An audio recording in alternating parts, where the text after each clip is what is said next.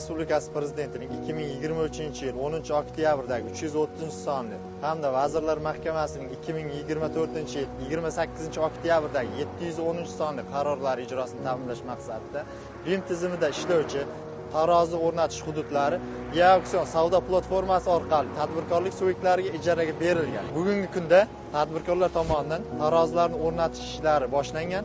Ushbu tarozi punktimiz Samarqand viloyati M37 yo'lining 83-kilometr qismida o'rnatish ishlari olib borilmoqda. Bu qilinayotgan sa'y-harakatlarning maqsadi avtomobil yo'llarining muddatdan oldin buzilishini oldini olish, shuningdek, avtomobil yo'llarini asrashdan iboratdir.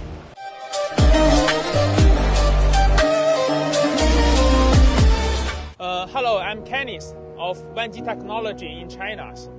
As you see, this is our mutaxassisimiz Xitoydan tashrif buyurganlar. Bular Wanji Technology kompaniyasini bekitib ko'rib turganingizda, o'sha hajm va vazn parametrlarini o'lchovchi uskunalar o'rnatilgan.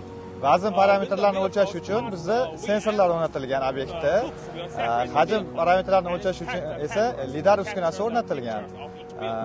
Bizda hozir har bir transport vositasi, ya'ni yuk mashinasi ushbu tarozi punktidan o'tgan vaqtida o'rnatilgan kameralar orqali ular qayd etiladi va tarozilar orqali va lidar uskunasi orqali ularni shu uzunligi, bo'yi va eni parametrlari bo'yicha umumiy bizda ma'lumotlar shakllanadi.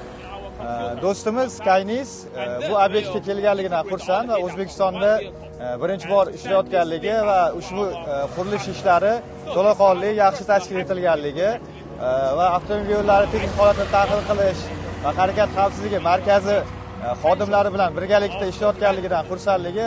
Mazkur obyektimizda bir oydan beri qurilish ishlari davom etmoqda va 2026-yil yanvar oyi boshlariga topshirilishi rejalashtirilgan.